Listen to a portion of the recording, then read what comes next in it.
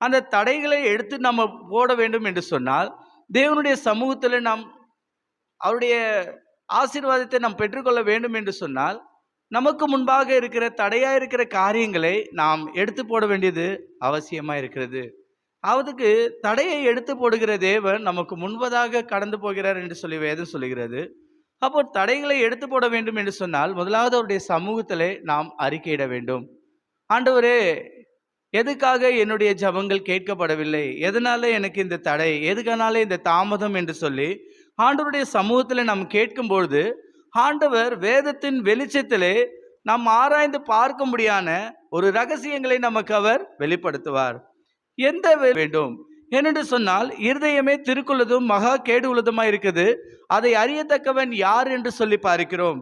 அப்பொழுது நம்முடைய இருதயமானது எப்படி இருக்குது என்று சொன்னால், பாவமும் இருளாய் தான் இருக்கும், நம்முடைய இருதயமும் இருளாய் தான் இருக்கும்.